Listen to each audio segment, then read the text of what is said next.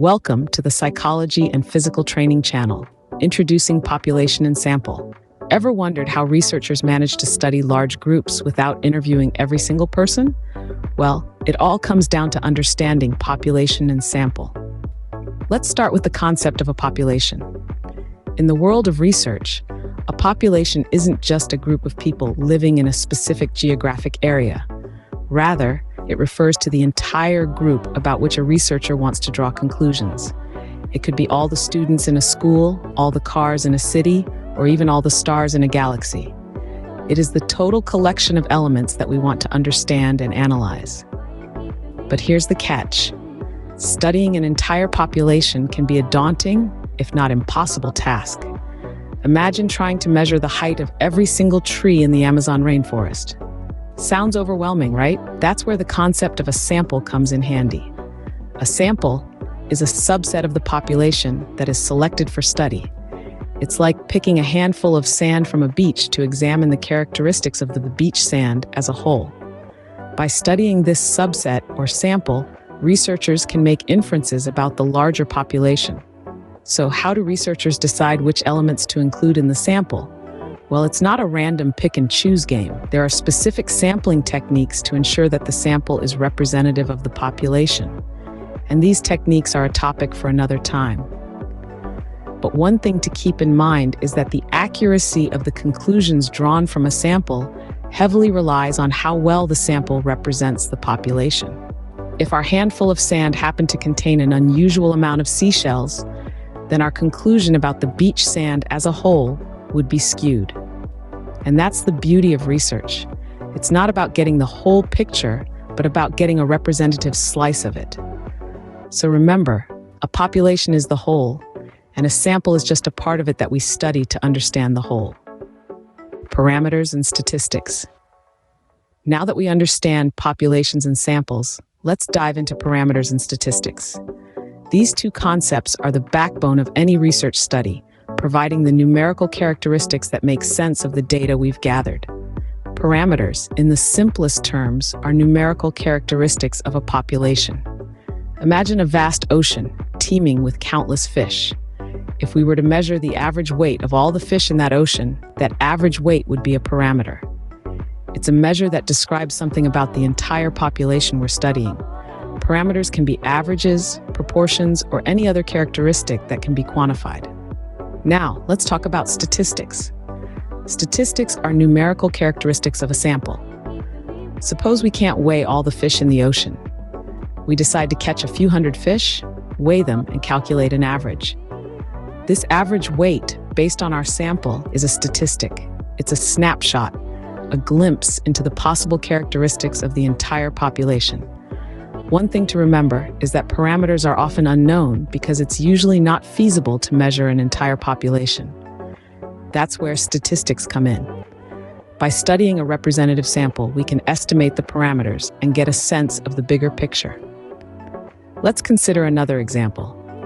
Suppose we want to know the average height of all students in a country. It's impossible to measure every student, so we select a sample. The average height of this sample is a statistic. If we could measure every student, the average height would be a parameter. Researchers use parameters and statistics to analyze data and draw conclusions.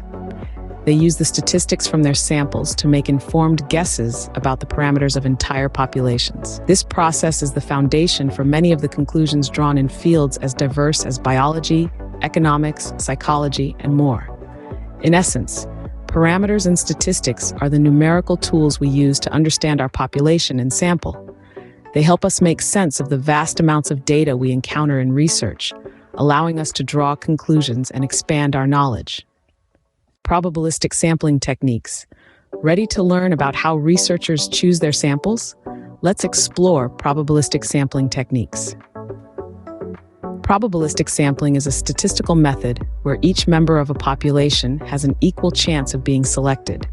This technique is the cornerstone of scientific research, as it allows findings to be generalized to the whole population. Think of it as a lottery draw, where every ticket has an equal shot at being drawn. That's your basic concept of probabilistic sampling.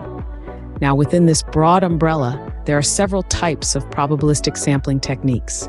Let's dive into 3 of the most common ones: simple random sampling, stratified sampling, and cluster sampling. First up, simple random sampling. As the name suggests, it's the simplest form of probabilistic sampling.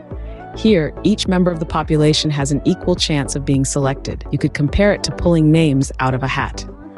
For example, if you wanted to determine the average height of all high school students in a city, you could use simple random sampling to randomly select students from every school. Next, we have stratified sampling.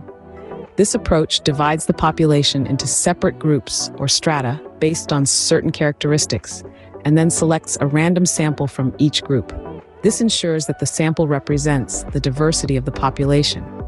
For instance, if you were researching the average income across a nation, you might divide the population into strata based on regions, and then select a random sample from each region. This way, you make sure that all regions are adequately represented in your study. Lastly, let's talk about cluster sampling. This method is particularly useful when the population is geographically dispersed. Here, the population is divided into clusters, usually along geographic lines, and a sample of clusters is then chosen at random. For example, if you're studying the dietary habits of individuals in a country, it might be impractical to collect data from every city. Instead, you can divide the country into clusters, cities or towns, randomly select a few, and study the individuals in those areas. Each of these techniques has its own strengths and weaknesses, and the choice of method depends on the nature of the study, the characteristics of the population, and the resources available.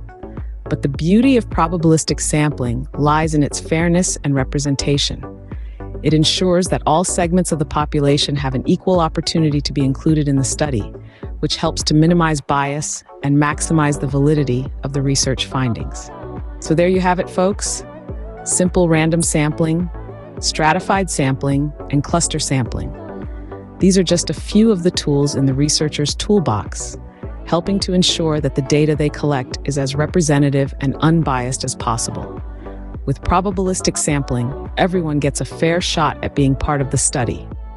Non-probabilistic sampling techniques. What if not everyone has an equal chance of being selected? That's where non-probabilistic sampling techniques come in. In the world of research, we often have situations where the selection of a sample isn't based on chance.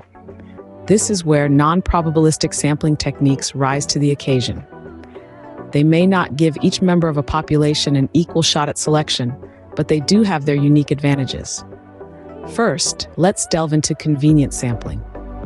As the name suggests, this technique is all about convenience. It involves selecting participants who are readily available and willing to participate. Imagine you're conducting a study on coffee consumption habits, and you decide to survey the customers at your local coffee shop. That's convenience sampling in action.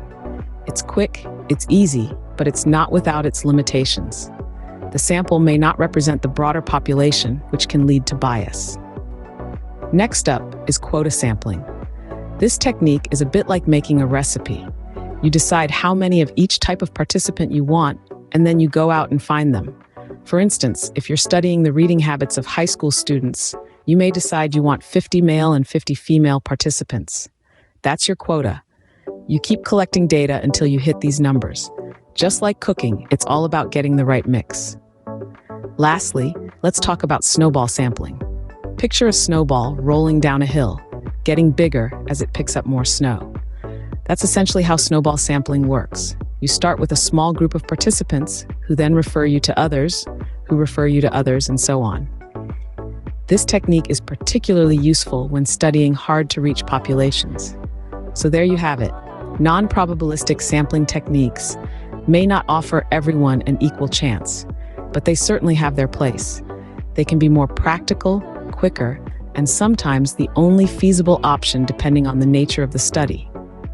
Non-probabilistic sampling may not give everyone an equal chance, but it can be quite useful in certain studies. Conclusion. All right, time to wrap things up and summarize what we've learned today. We started our journey by examining the concept of population and sample. We discovered that a population includes all members of a defined group that we are studying or collecting information on, while a sample is a subset of the population. We then moved on to parameters and statistics. Parameters are numerical characteristics of a population, whereas statistics are numerical characteristics of a sample. Our journey continued with an exploration of probabilistic sampling techniques, where every member of the population has an equal chance of being selected. Lastly, we dived into non-probabilistic sampling techniques, where the selection of members doesn't involve randomization, rather it's based on the subjective judgment of the researcher.